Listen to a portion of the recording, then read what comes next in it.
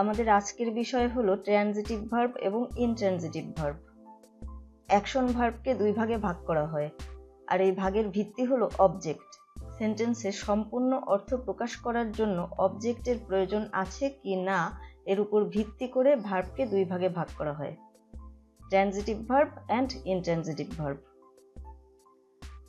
Transitive verb is an action verb that requires one or more objects which receive the action of the verb in the sentence to complete its meaning.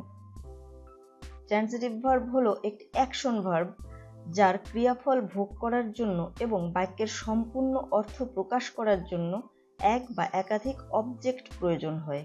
খুব সহজ করে বললে transitive verb হলো action verb আর এর object থাকতেই হবে। মনে রাখবেন, ট্রানজিটিভ ভার্ব এমন কোনো সাধারণ ভার্ব নয় যার অবজেক্ট আছে, বরং অবজেক্ট এর মজ্জাগত চাহিদা। অবজেক্ট ছাড়া ট্রানজিটিভ ভার্ব অসম্পূর্ণ, সম্পূর্ণ অর্থ প্রকাশ করতেই পারবে না। কয়েকটা এক্সাম্পলস দেখলেই সব ডাউট ক্লিয়ার হয়ে যাবে। Examples: he gave me a pen, please bring a glass of water, Zara loves toys, জাহি threw the ball to me. এখানে প্রতিটি সেন্টেন্সেই ভার্বের অবজেক্ট আছে। এখন প্রথম সেন্টেন্সের অবজেক্ট সরিয়ে দিলে হি গেভ, সে দিয়েছে।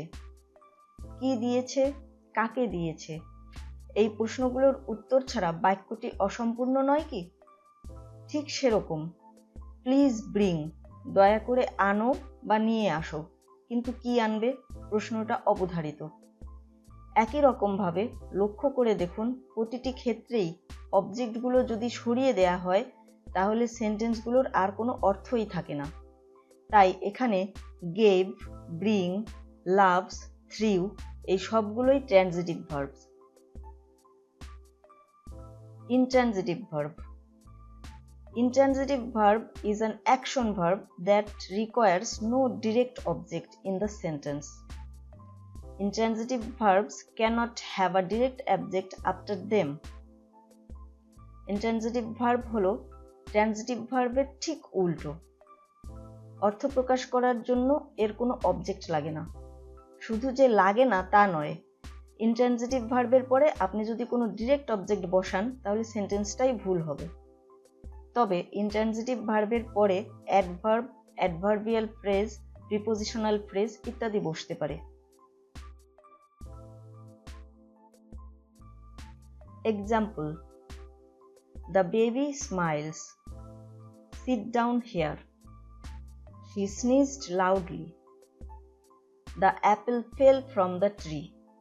লক্ষ্য করে দেখুন, এখানে এই সেন্টেন্সগুলোতে কোনো অবজেক্ট নেই এবং অবজেক্ট ছাড়াই এগুলো সম্পূর্ণ অর্থ প্রকাশ করেছে। তাই smiles, sit down, sneeze, fail এগুলো সবই ইনট্রানজিটিভ ভার্ব। ইংরেজিতে কিছু ওয়ান ওয়ার্ড ইম্পারেটিভ সেন্টেন্স আছে, সেগুলো সবগুলোই ইনট্রানজিটিভ ভার্ব, যেমন রান, স্টপ, গো ইত্যাদি। এবারে আসা যাক ট্রানজিটিভ এবং ইনট্রানজিটিভ ভার্ব, এদের আপনি কিভাবে চিনবেন। খুব সহজ দুইটা নিয়ম।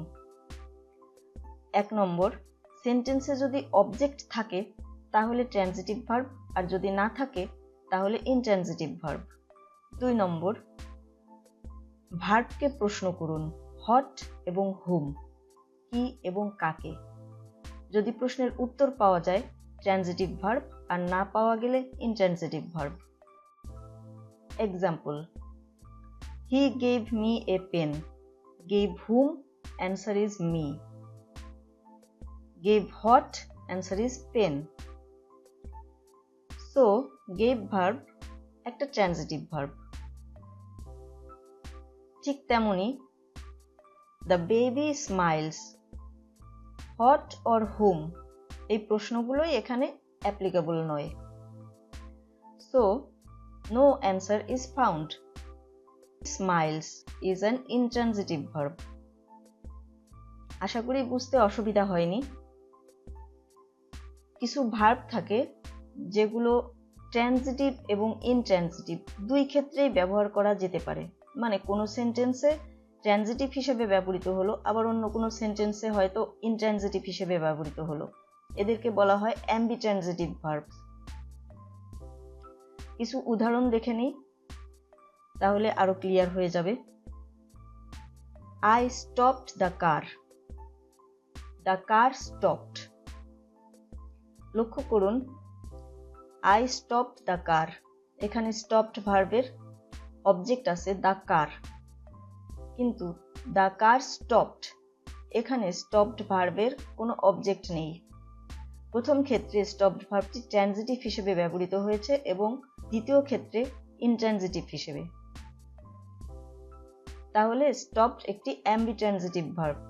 ইংরেজিতে এরকম আরো অনেকগুলো ভার্ব পাওয়া যাবে। আশা করি ট্রানজিটিভ ভার্ব এবং ইনট্রানজিটিভ ভার্ব বুঝতে আপনাদের আর কোনো অসুবিধা নেই। ধন্যবাদ। আমাদের চ্যানেলটি সাবস্ক্রাইব করে আমাদের সঙ্গে থাকুন।